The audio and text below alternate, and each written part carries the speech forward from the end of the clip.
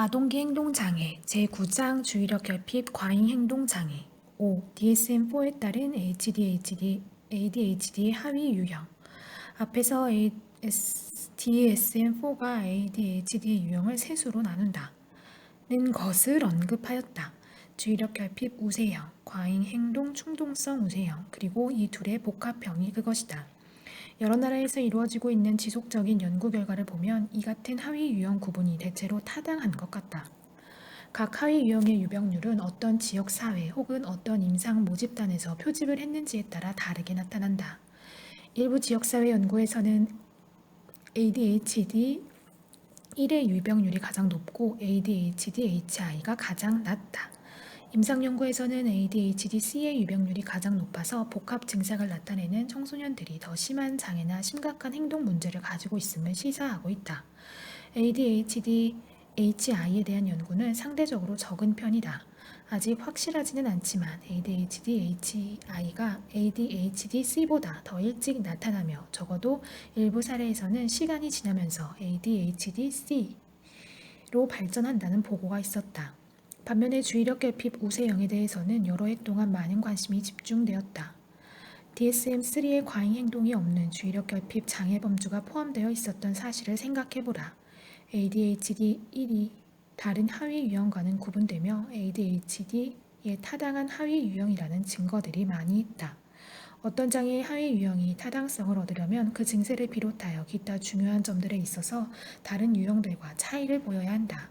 주의력 결핍 장애를 주로 보이는 아동들은 인지 처리가 매우 느린 것으로 보고되어 있다.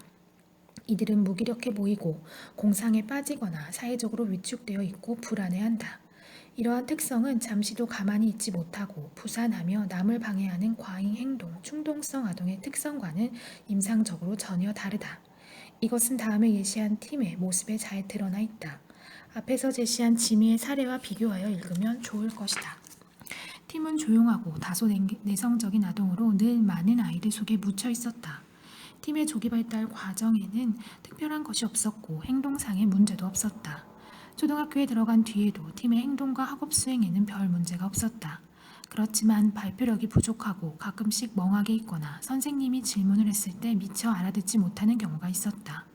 읽기 능력은 있었지만 한 가지 생각을 이어가는데 어려움이 있어서 이해력이 떨어졌다.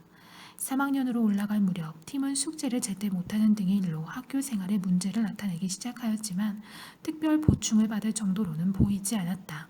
선생님들은 팀이 공상에 빠져있고 마음이 다른 데가 있으며 주의 집중을 못하고 약간 기이해 보인다고 하였다.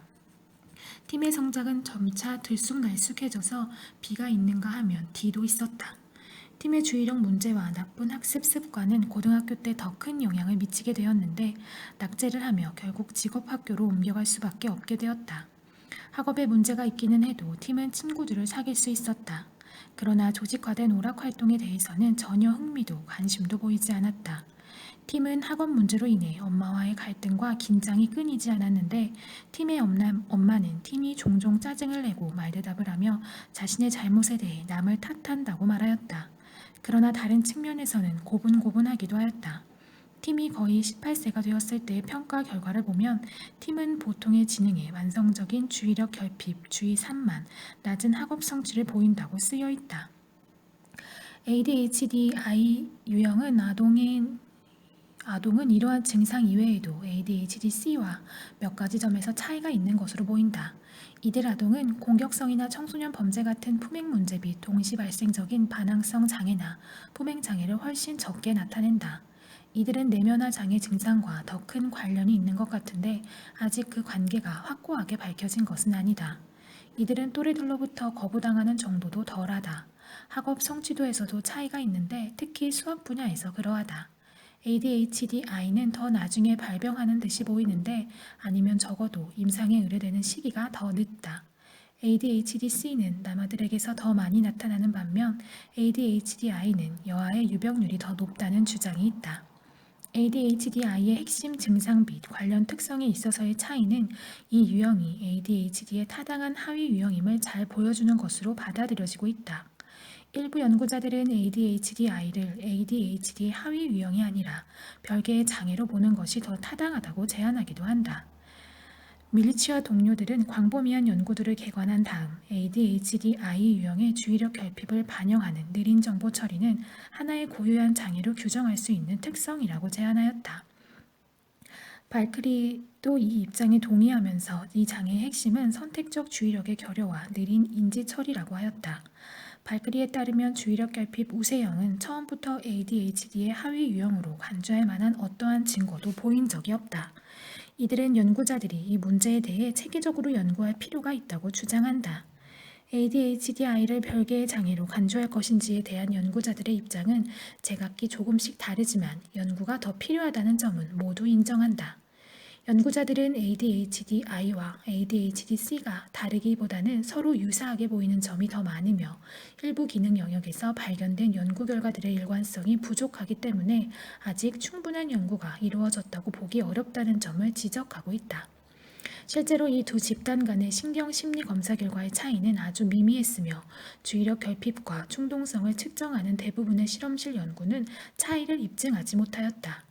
뿐만 아니라 주의력 결핍 우세형이 복합형만큼 강력하게 품행장애와 관련이 있지는 않다고 해도 그러한 종류의 문제와 어느 정도는 관련이 있다.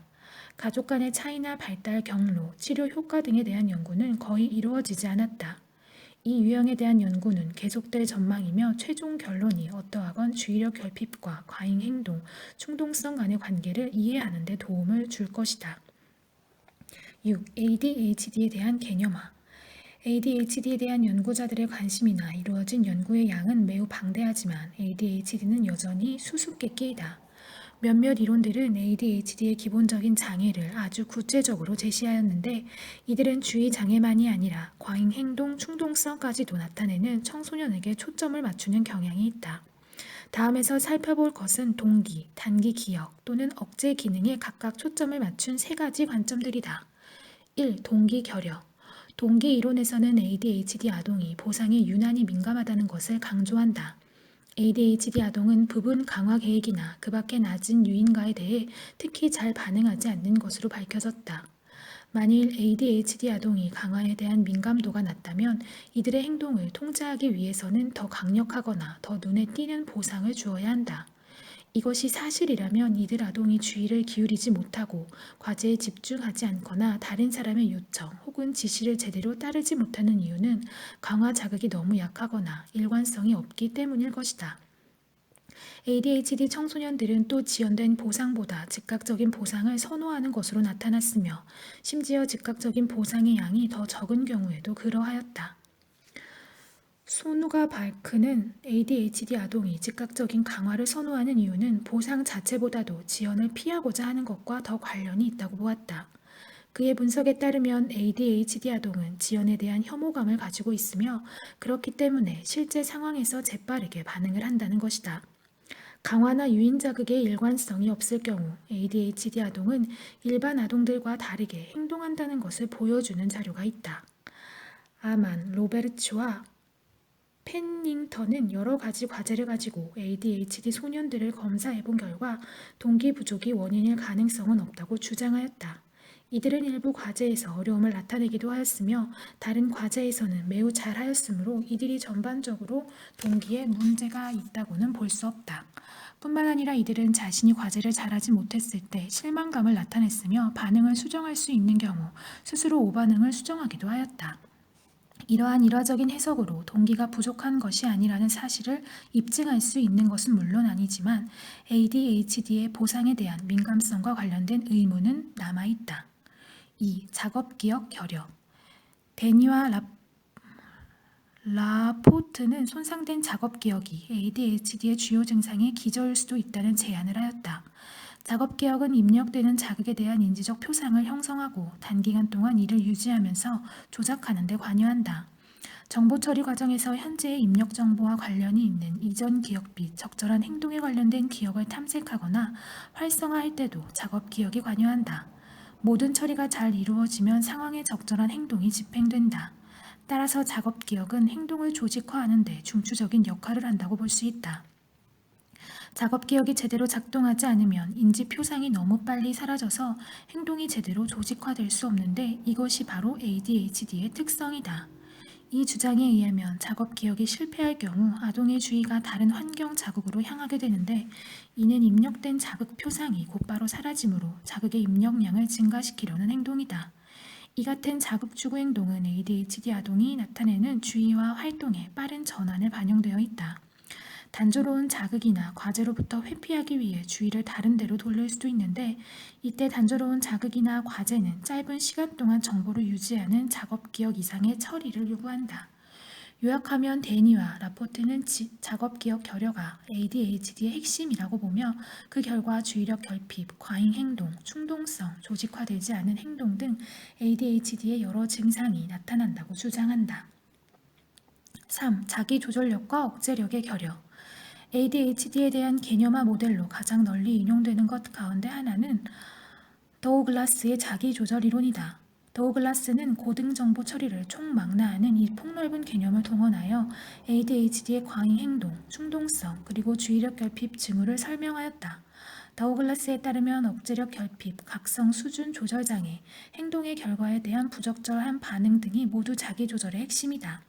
행동의 이러한 측면들은 ADHD를 기술하는 곳곳에서 발견된다. 그 가운데서도 반응 억제 결핍은 ADHD를 설명하는 첫 번째 요인으로 꼽힌다. 이제 코아이와 발크리의 억제 이론에 대해 살펴보기로 하겠다. 코아이의 개념화는 뇌 기능에 대한 그레이의 신경생물학적 모델에 기초를 두고 있다. ADHD의 경우 중요한 것은 서로 상반되게 작동하는 두 개의 뇌 체계이다. 행동 억제 체계는 불안과 관련이 있으며 낯설거나 두려움을 유발하는 상황 또는 처벌이나 무보상과 짝지어진 상황에서 행동을 억제하는 경향을 나타낸다.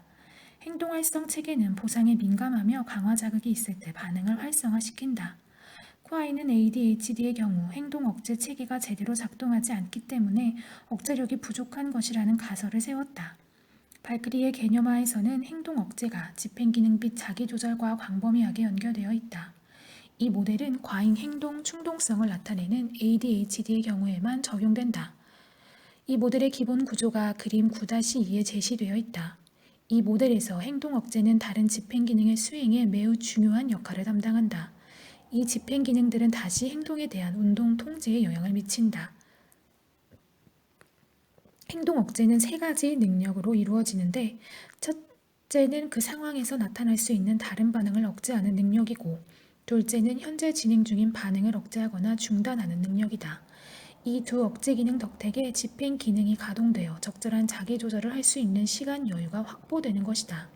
그 다음에는 세 번째 억제 능력이 필요해지는데 주변의 다른 사건들로 인해 집행 기능이 간섭을 받지 않도록 보호하는 능력이 바로 그것이다. 이러한 방식으로 행동 억제는 집행 기능의 작용을 촉진한다. 발크리는 다음과 같은 네 가지 집행 기능을 제안하였는데 그 각각은 다시 몇 가지 요소들로 이루어져 있다. 작업 기억을 통해 정보를 마음속에 유지하고 필요시 활용할 수 있다. 언어의 내면화를 통해 행동의 지침이 될 규칙과 지시사항들을 마음속에 담아둘 수 있다. 감정과 동기에 대한 자기조절을 통해 정서와 동기를 통제할 수 있으며 이를 재설정할 수 있다.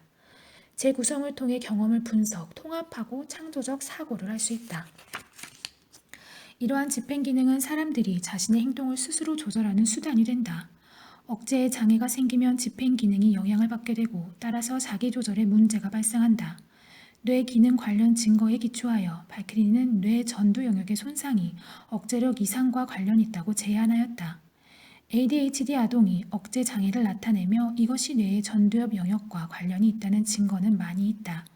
이 복잡한 이론을 뒷받침하기 위한 후속 연구들은 ADHD를 더 잘 이해하는 데 유용한 틀을 제공할 수 있을 것이다. 7. 동시 발생적인 내면화 및 외연화 장애. ADHD와 관련하여 놀라운 것은 ADHD가 다른 행동적 증상 또는 진단이 가능한 다른 행동장애와 함께 나타나는 비율이다. 강박장애와의 동시 발생 비율은 30%에 달하는데도 연구된 바가 거의 없다. 다음에서 우리는 품행 문제와 불안, 우울증에 대해 살펴볼 것이다. 동시 발생 비율이 측정 도구나 함께 나타나는 장애의 종류, 표본 집단, 기타 요인에 따라 크게 달라진다는 사실은 놀라울 것이 없다.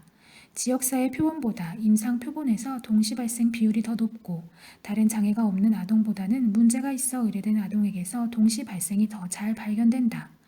동시 발생은 일반적으로 더 심각한 장애와 관련이 있다. 1. 반항성 장애와 품행 장애. ADHD 아동은 우리가 이미 알고 있다시피 사회적 상호작용에 있어서도 어려움을 겪는다. 이들은 흔히 복종적이지 않고 반항적이며 화를 잘 내고 말다툼을 자주 한다. 이는 DSM-4 분류 체계에서 반항성 장애에 속하는 행동들이다. 뿐만 아니라 ODD가 품행 장애로 발전할 수도 있는데 품행 장애에는 공격성, 속임수, 규칙 위반 등의 행동 특성을 포함한다. ADHD 아동의 35에서 70%가 ODD를 나타내며 30에서 50%가 CD를 나타내는 것으로 추정된다. ADHD, ODD는 반항성 장애, CD는 품행 장애 간의 유사성은 DSM-4에서 이들을 주의장애 및 파괴적인 행동장애로 함께 묶은 것을 보아도 짐작할 수 있다. 이들은 서로 유사하고 또 종종 동반하여 발생하는 점을 고려할 때 이들 장애가 사실상 하나의 장애가 아닌지 하는 의문이 생기는 것은 당연하다. 하지만 이 문제를 검토한 연구자들의 답변은 아니다였다. 여러 나라에서의 역학조사와 임상 연구 결과 이들 장애는 특징적인 공포 증상을 포함하고 있었지만 그와 동시에 각기 다른 특징도 지니고 있었다. ADHD는 전반적으로 인지장애와 신경발달상의 이상과 밀접하게 관련되어 있는데 비해 품행장애는 좋지 않은 가정환경 요인과 심리적인 문제와 주로 연결되어 있었다. 임상 집단과 임상에 의뢰되지 않은 집단을 대상으로 ADHD 증상과 품행 반항성 장애 증상의 동시다발 발생에 대한 연구가 많이 이루어졌다. ADHD만 혹은 반항 품행 문제만 가지고 있거나 이 두 가지를 함께 가지고 있는 아동들을 비교했을 때 매우 중요한 차이점이 드러났다. 둘 이상의 동시 발생 장애를 나타내는 아동은 ADHD 증상이 더 심할 뿐만 아니라 품행 문제도 더 심하고 광범위하게 나타났다. 이러한 결과는 학령 전 아동에게서도 발견되었다. 두 가지 증상을 복합적으로 가지고 있는 경우 사회적 기능이 특히 크게 저하된다는 것은 이들에 대한 또래들의 평가가 부정적인 것을 보면 알 수 있다. 지능과 학습의 경우는 얼마나 어떻게 영향을 받는지가 분명하지 않다. 전반적으로 동시 발생 증상을 보이는 아동들이 더 많은 장애와 손상을 나타낸다. 다른 차이에도 주목할 필요가 있다. ADHD만 있는 경우에 비해 ADHD와 다른 행동장애가 같이 있는 경우는 대체로 사회계층이 낮고 부모의 양육에 문제가 있었다. 더 중요한 것은 이들 아동들이 어려서부터 행동상의 문제를 나타낼 가능성이 가장 크고 이러한 문제가 대개는 지속된다는 점이다. 품행 문제가 있는 ADHD와 없는 ADHD 간의 차이를 통해 일부 연구자들은 품행 장애를 동반한 ADHD를 ADHD의 한 하위 유형으로 간주하는 것이 타당하다고 생각하게 되었다. 그러나 이 두 가지 문제가 동시 발생할 때에는 복잡한 양상으로 상호작용하기보다 문제가 단순히 양적으로 배가 되는 경향을 보임으로써 이러한 유형의 장애가 말 그대로 동시 발생이라는 견해를 지지해준다. 결론적으로 ADHD 아동이 품행 문제도 가지고 있다면 이 아동이 그만큼 큰 위험 요소를 가지고 있다는 것은 분명하다. 2. 불안 및 기분장애.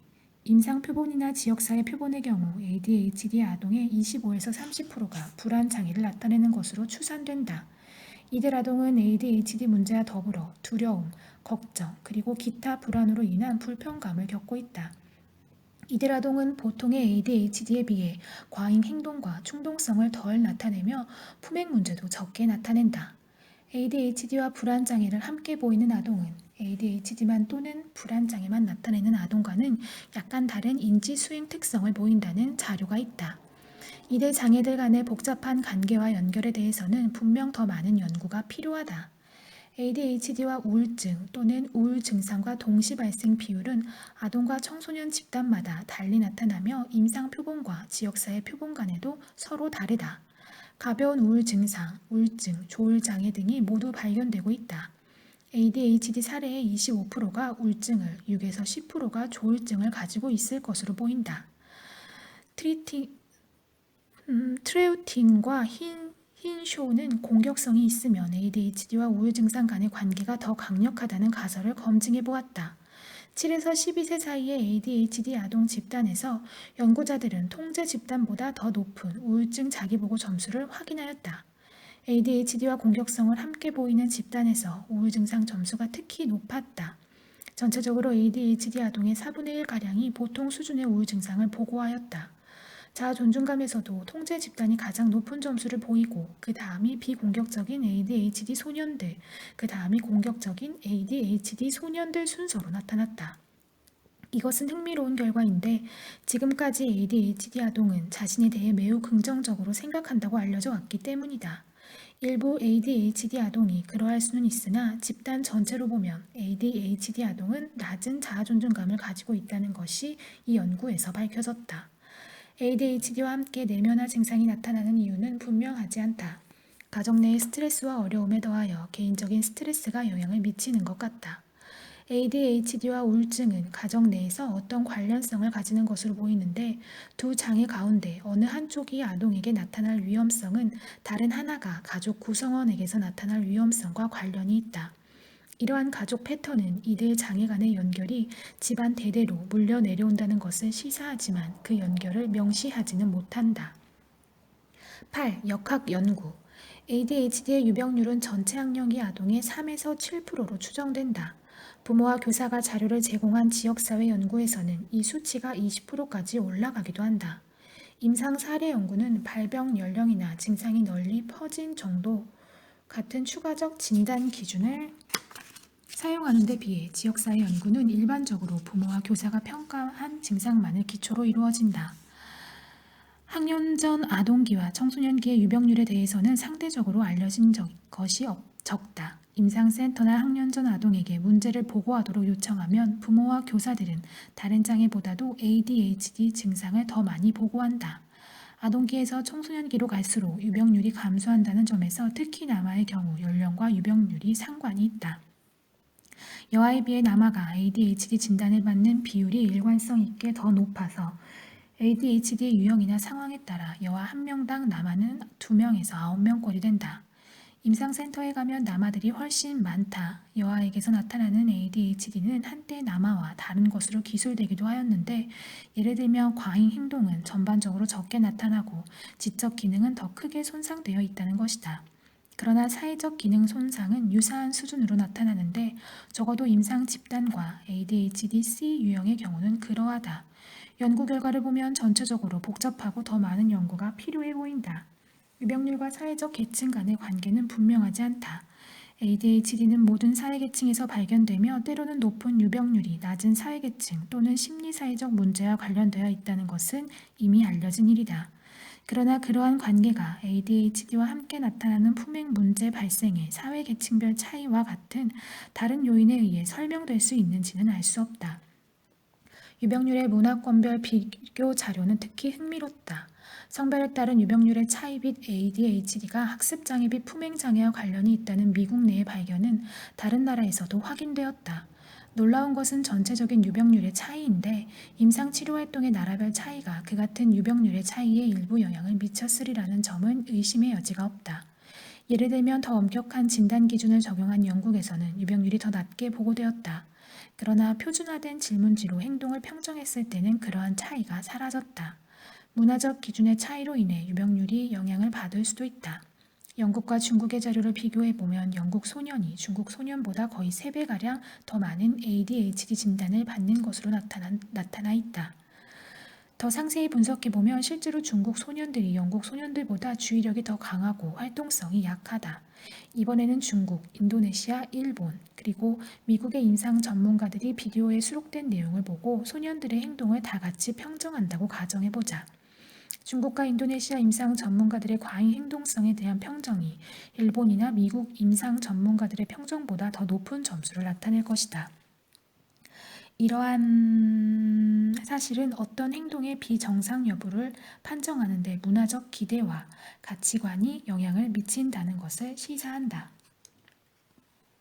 생각상자, 동시 발생 장애와 흡연 위험 ADHD와 동시 발생 장애를 함께 보이는 아동이 ADHD만 나타내는 아동보다 발달장애 위험 요인에 더 취약하다는 것은 많은 연구를 통해 밝혀졌다. 연구 결과에 따르면 ADHD의 경우 합법적 혹은 불법적인 약물 사용이 많은데 특히 품행장애가 함께 나타날 경우 그러하다. ADHD와 흡연의 관련성을 연구한 밀베르거와 동료들은 6에서 17세까지의 남자, 아동, 청소년 집단에 대해 추후 평가를 실시하였다. 미리 정해진 기준을 적용했을 때 ADHD 집단의 흡연자 비율은 19%인 반면 ADHD가 아닌 비교 집단의 흡연자 비율은 10%였다. ADHD 청소년들은 또한 흡연을 더 일찍부터 시작한 것으로 나타났다. 흡연자 가운데 25%가 15세 이전부터 담배를 피우기 시작했으며 이들이 17세가 되었을 때는 약 70%가 담배를 피우고 있었다. 비교 집단에서는 15세 이전이 9%, 17세는 23%로 나타났다. 연구자들은 품행장애, 기분장애, 불안장애의 동시 발생에 대해 조사하였다. 자료가 보여주듯이 동시 발생 장애가 많을수록 흡연율이 증가하였다. 동시 발생 장애의 종류에 관계없이 동시 발생 장애가 있으면 흡연율이 높았으며 그 가운데서도 품행장애의 동시 발생 집단의 흡연율이 특히 높았다. 흡연의 위험에 대해서는 잘 알려져 있다. 흡연은 일반적으로 마약 사용과도 관계가 있으며 이 연구에서도 마약 사용 경험은 비흡연자보다 흡연자에게서 5배나 더 많게 나타났다.